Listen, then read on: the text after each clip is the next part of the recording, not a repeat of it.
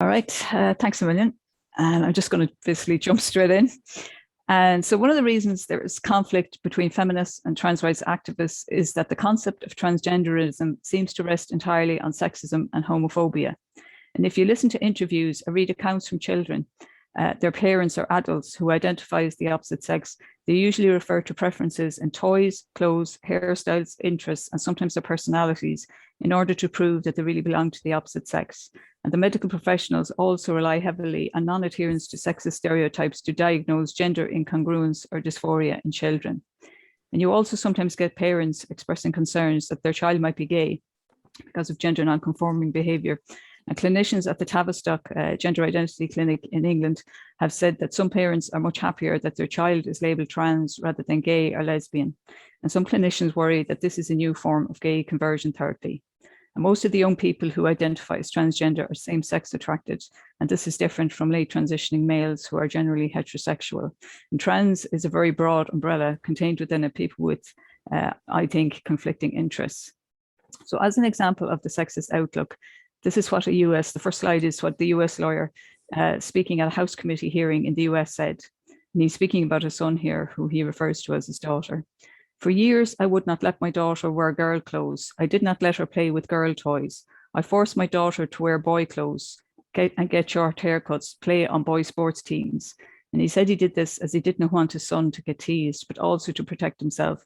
And he says, I wanted to avoid those inevitable questions as to why my child did not look and act like a boy. And these comments were widely lauded as progressive, but I actually find it quite a regressive outlook, unintentionally, and this is a comment from somebody with gender dysphoria. I wasn't a girl trapped in a boy's body. I was a boy who was sensitive, empathic, nurturing, and delicate. And a society sick with oppressive gender roles said, sounds girly to me. The answer isn't to trans us, is to say boys can be those things and girls don't have to be.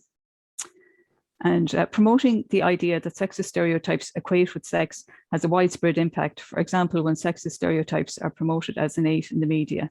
Training in the workplace and in educational settings and trans issues often promote sexist stereotypes. And this is an example from a slide used by mermaids in a professional training program. And this is a comment from a teacher about materials she was supposed to be using in class. This is a teacher in Britain. And she said that the 3 lessons I was asked to deliver were like something from the 50s in terms of gender stereotypes. A video interview with a doctor explained that sometimes biology gets it wrong and a boy or a girl will be born with the wrong brain and the wrong body, but now it's all okay because medical science can fix this. And the concept that some people can be born in the wrong body seems to be a reworked version of Karl Heinrich Ulrich's 19th century explanation for why some men were gay. He thought they had a female psyche in a male body. He was pro-gay rights, but most people would not consider this a serious explanation of being gay or lesbian now. I don't think the born in the wrong body concept has any more validity in relation to children labeled transgender now. The idea that a person can be born in the wrong body is a metaphysical concept and doesn't make sense if you're a materialist. It presumes an existence of a sex soul or essence separate from the body. And if you're a Marxist or a historical materialist, you should also see that the oppression of women is primarily due to attempts to control women's reproductive capacity, to control the line of inheritance and for the reproduction of future workers. So women's biology is central to why they are oppressed. But gender identity ideologists deny this or try to distance from it. This is an example from a Scottish National Party councillor in Scotland. And she said, the problem for me in arguing that discrimination is rooted in biology is that you're almost giving a reason for it. It's because women have periods and babies and the menopause. No, that's not the reason. It's because we're not as well organized as men. And as well as promoting the idea that sexist roles are natural, some trans activist males also dismiss women's concerns over sexual objectification. And these are 2 examples. If sexual objectification is so categorically awful, then why do I want it so badly?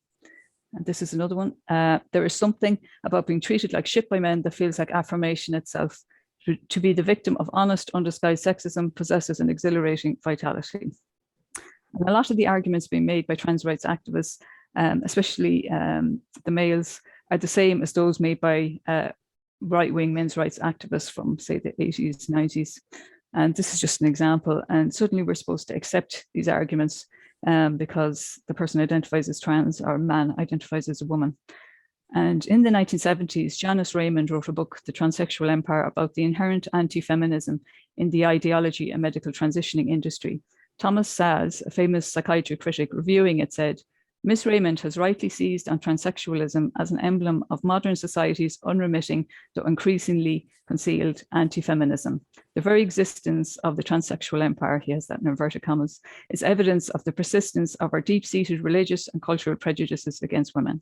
I'm just going to give some examples of how this ideology is impacting women in the real world. So gender non-conforming women in history are being rewritten so that women's contribution to history is being erased. So this is female Vikings. Now some people are claiming that the female Vikings were actually men or trans. And I read recently about a woman who was co-founder of the National Organization for Women in the US. And she's been written about now as, I've seen her referred to as a man and elsewhere as non-binary. And she was a lesbian, and anyone lesbian or gay is specifically at risk of being trans in history. So their history is also being erased.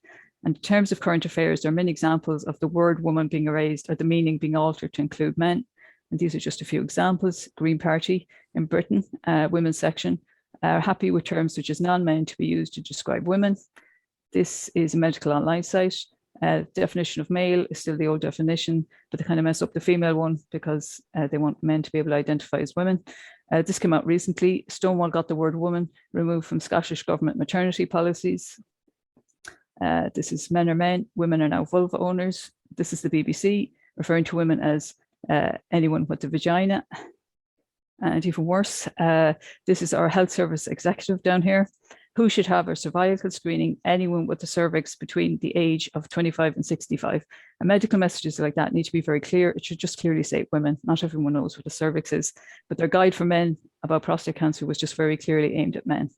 And this is the Lancet, which is one of the world's leading medical journals. Men are men, women are suddenly bodies with vaginas. And this is particularly awful expression, black birthing bodies. That's how they refer to black pregnant women.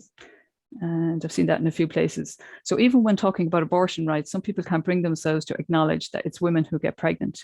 And this is Planned Parenthood Advocacy Massachusetts, who claim that part of observing Trans Awareness Week is acknowledging that the use of woman-centric language in reproductive and abortion advocacy is erasure of trans healthcare.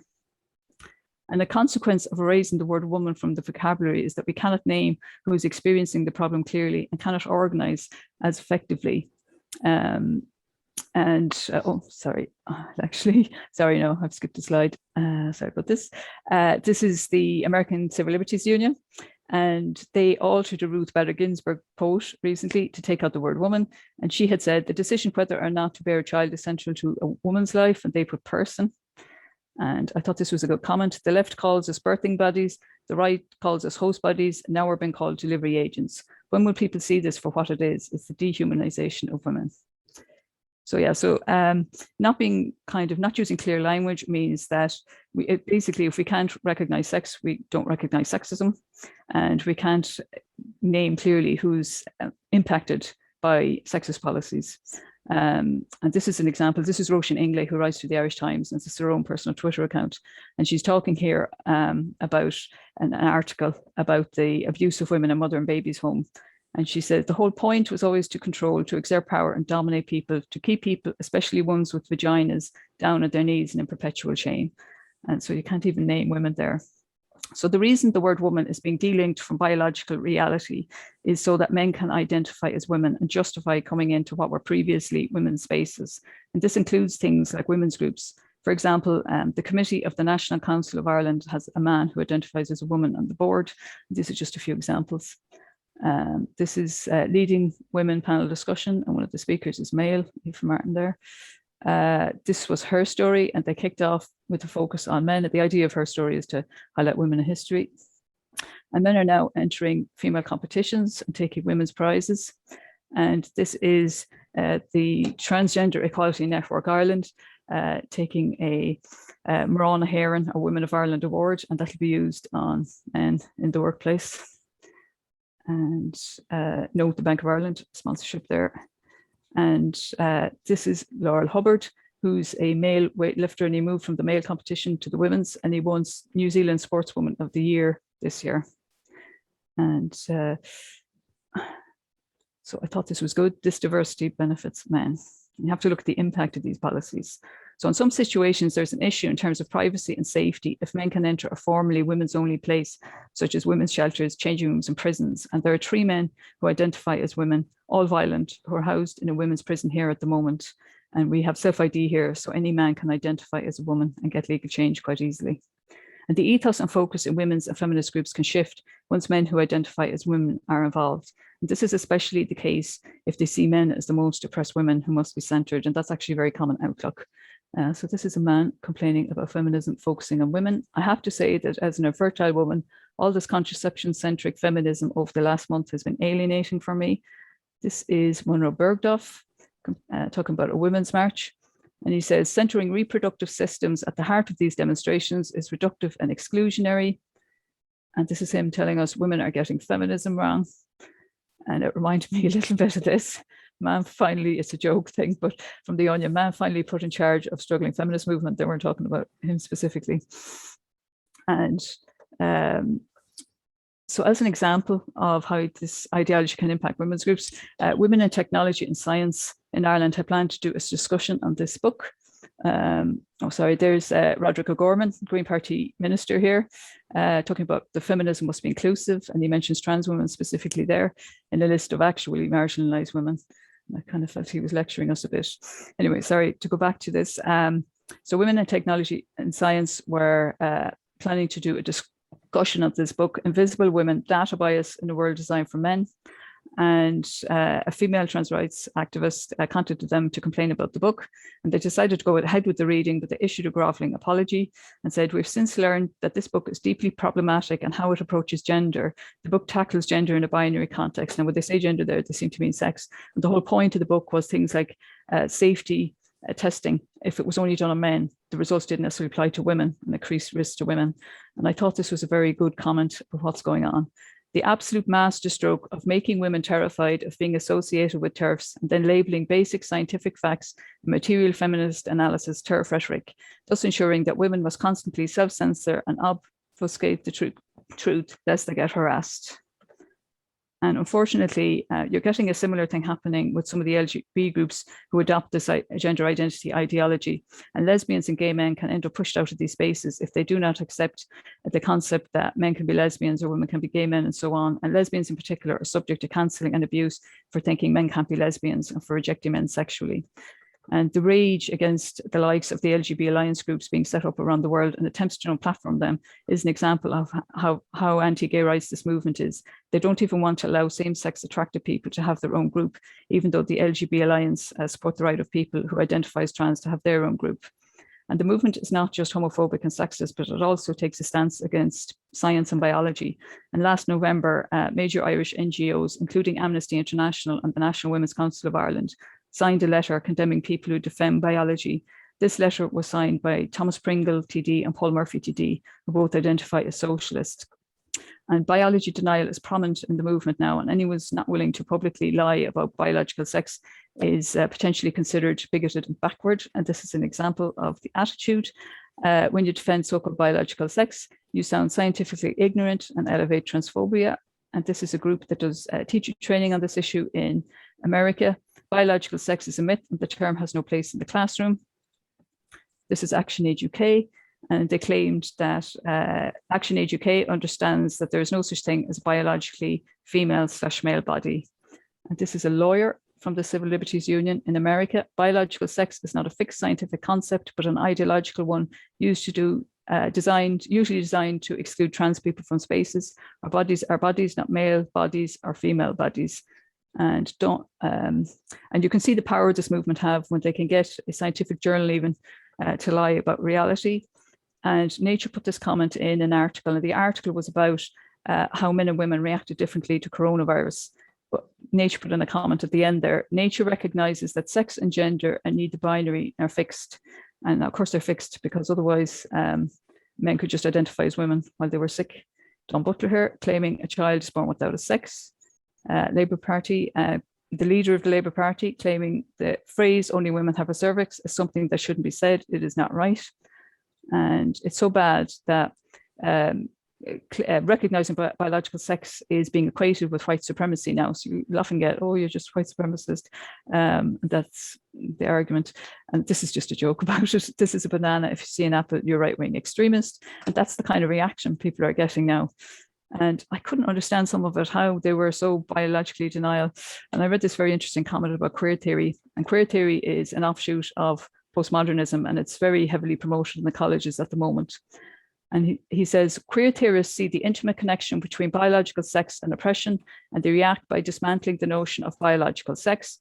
Feminists see the intimate connection between biological sex and oppression, and they react by dismantling oppression. That's the fundamental difference between liberals and radicals. One sacrifices truth to avoid confronting power, and one confronts power to avoid sacrificing truth. And so I think this movement, the gender identity movement, is basically an anti-enlightenment movement in a lot of ways. And they're hostile to scientific method, objectivity, rationality, freedom of belief, freedom from belief, and freedom of speech. And you just see comments like this sometimes. Based on science is a turf dog whistle, and turf is a term of abuse thrown at women, usually.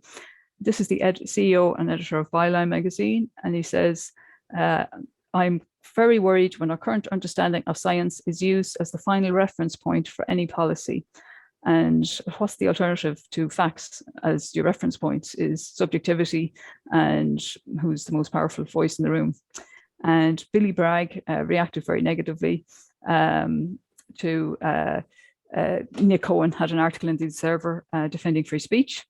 And he said that he had long felt that a reliance on rationality, when fine in principle, is often used as a license for those who seek to discriminate and abuse. And this is worrying. When J.K. Rowling tweeted about the worrying departure of gender identity clinics from normal medical and psychiatric practice, one of the editors of Science-Based Medicine, his reaction was, okay, Karen. And he knows that puberty blockers being prescribed at these clinics can have negative effects, as he previously criticized their promotion on children with autism, saying, if you're going to give a potent drug like Lupron to children, you'd better have damn good evidence that it's likely to help to make it worth the risk. And it's worth mentioning that approximately 30% of people attending a gender identity clinic in Britain are autistic. They're massively overrepresented at the clinics. And it's like normal critical or scientific thinking seems to go out the window the minute it involves trans issue, unfortunately. And because the movement is basically anti-reality and wants to enforce sweeping legal changes on everyone, they end up taking a stance against free speech and open discussion. And this is somebody who identifies as trans, and they point out the reason that there's so much vitriol and venom on the part of trans activism is because it's meant as a warning not to ask more questions. They are living in a house of cards and they know it. They just don't want anyone else to know it. And it's important to point out, not all people who comes under the trans umbrella, they don't all agree with this anti-science stuff and anti-women stuff. And the trans rights movement often wants to keep discussion out of the press.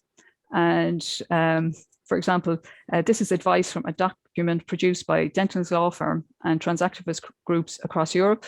And they said the most important lesson from the Irish experience is arguably that trans advocates can possibly be much more strategic by trying to pass legislation under the radar. In Ireland, activists have directly lobbied individual politicians and tried to keep press coverage to a minimum. And earlier I mentioned that letter signed by the NGOs, and as Jonathan mentioned, they want people questioning the ideology or its effects to be denied political or media representation. And the People for Profit branch of the National University of Ireland, Galway, tried to platform feminist groups and the LGBT Alliance earlier this year. Now, they failed in the end. And in many countries across the world, women are subject to vicious cancelling campaigns. And this is just an example. Sorry. What's going on there? Helen Steele, who was one of the defendants in the McLibel trial and exposed the spy scandal in Britain. She's one of the people they've targeted. This man was banned from Free Speech Society panel for saying women don't have penises, and he was also removed from his job as assistant editor of a journal, a university journal. This woman was fired for this tweet.